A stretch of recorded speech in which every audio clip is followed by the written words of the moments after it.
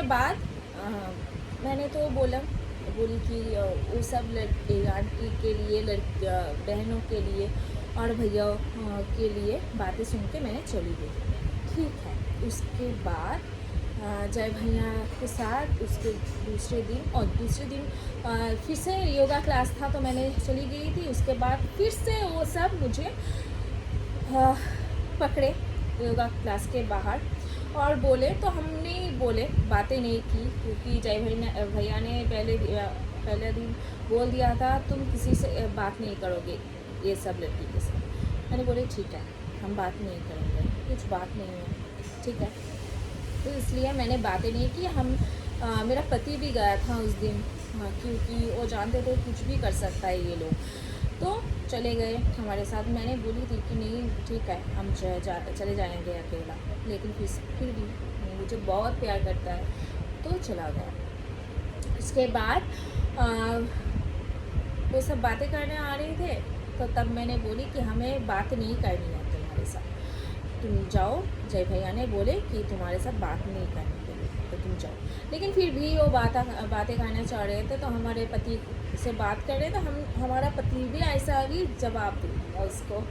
तो उसके बाद जय भैया को उसने फ़ोन किया था, और उसके बाद मैंने भी फ़ोन किया था जय भैया को। तो बातें हुई, कुछ बोले जो मेरे मुँह को देख के, भैया के मुँह को देख के तुम एडिट कर दो, मैंने डिलीट कर दो। तो मैंने बोली जय भैया मैं डिलीट नहीं कर पाऊँगी, हम एडिट कर सकते हैं, लेकिन उसके ज़्यादा। तो उसने बोला तो ठीक है, तुम जो भी करो प्रॉब्लम सॉल्व होना चाहिए, तो ऐसे ही है, तुम जो भी कर सकते हो करो, डिलीट ही करना पड़ेगा ऐसा नहीं है। मैंने बोला ठीक है।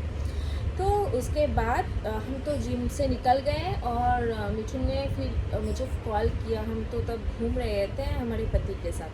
तब मिठुन ने फ़ोन करके बोला हमारे सब वीडियो डिलीट करने के लिए। तो मैंने बोला सब वीडियो तो मैं डिलीट ही नहीं कर पाऊँगी, और जो वीडियो को लेकर बातें हो रही थी, देखो आकांक्षा ने बहुत बाद में ये बात बोली उसके वीडियो को लेकर। पहले तो कुछ अलग ही चल रहा था, लेकिन उसके बाद वो सब ने देखा उसका वीडियो तो कुछ प्रॉब्लम नहीं है, तो मैनेजमेंट तो कुछ नहीं बोल रहा है, उसके लिए सबके सामने आकांक्षा का जो वीडियो है उसको लेकर आए और मुझे ख़राब कर दिया। ठीक है, करो, मुझे कुछ परवाह नहीं तुम।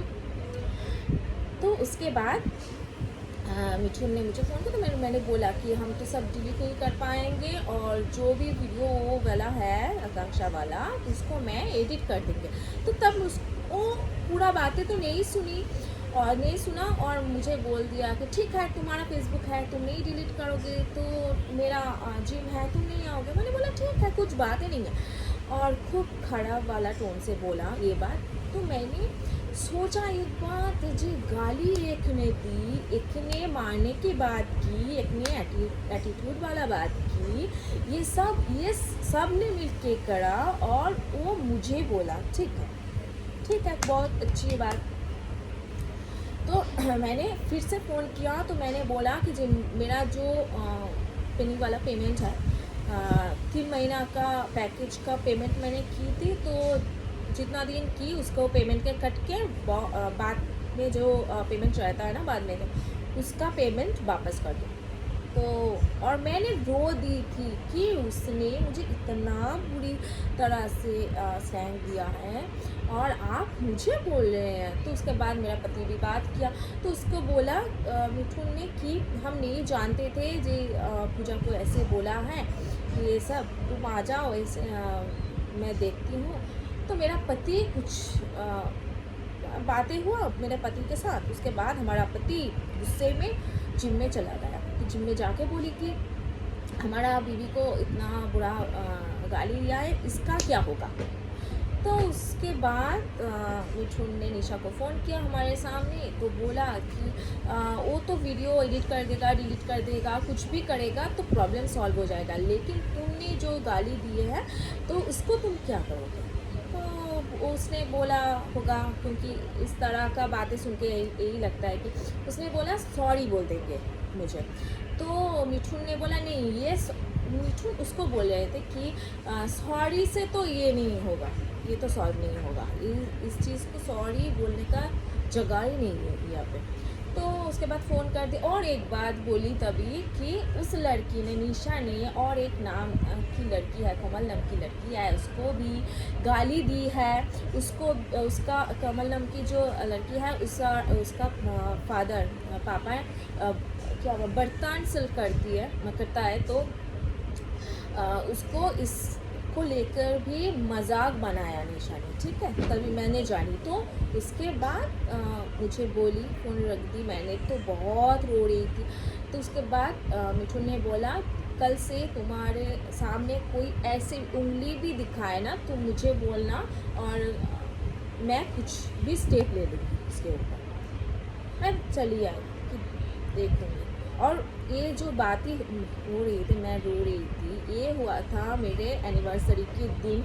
और एनिवर्सरी के मैं और मेरा हस्बैंड कुछ भी नहीं की थी, एक केक ले आया था सुबह में, क्योंकि मुझे ये था दिमाग में कि इस टाइम में मैं जिम जाऊंगी। जिम के अंदर पहले तो प्रॉब्लम जो लड़ाई हुई थी, इसके पहले मैंने सोचा था बहुत बड़ा केक लेकर के सब मिलकर काटेंगे, सब मिलकर मज़ा करेंगे जिम में।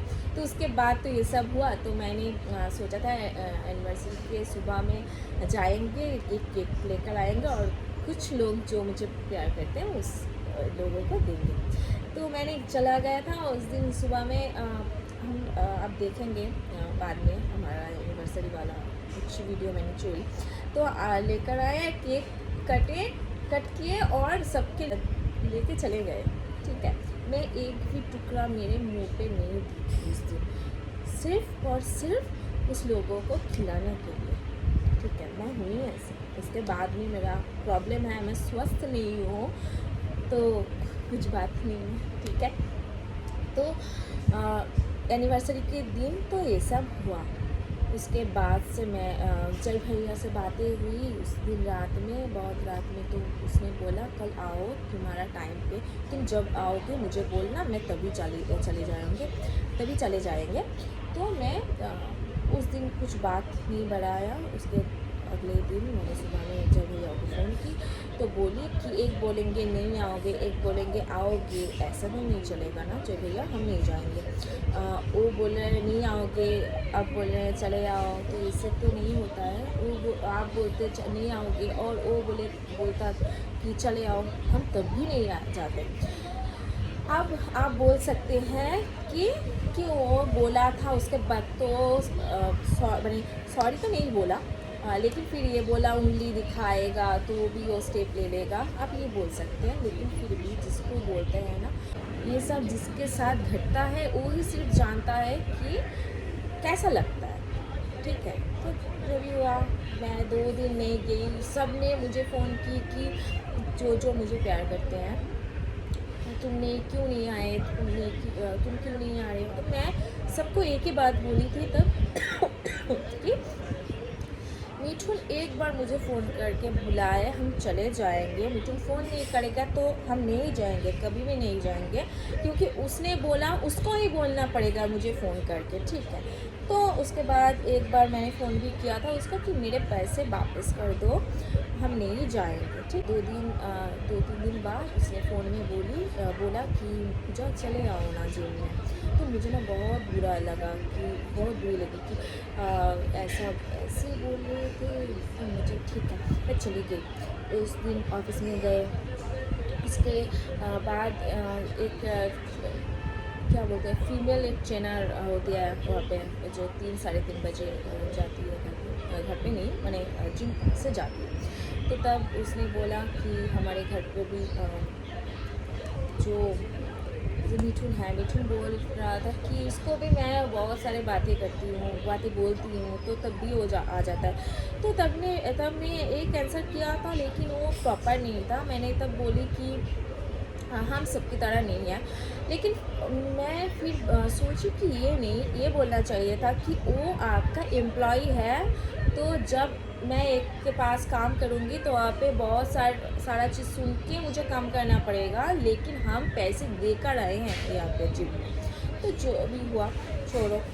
तो उसके बाद मैंने तो टाइम शिफ्ट कर ली थी। सुबह में एक दिन गई, उस दिन शाम को योगा था। सुबह में तो जिम में गई, शाम को हमारा पति हमको योगा सेंटर बने जिम के बाहर छोड़ के काम पे चला जा रहा था, ठीक है। तो एक चाय के दुकान में बैठा था कि कुछ देर बाद जाएगा।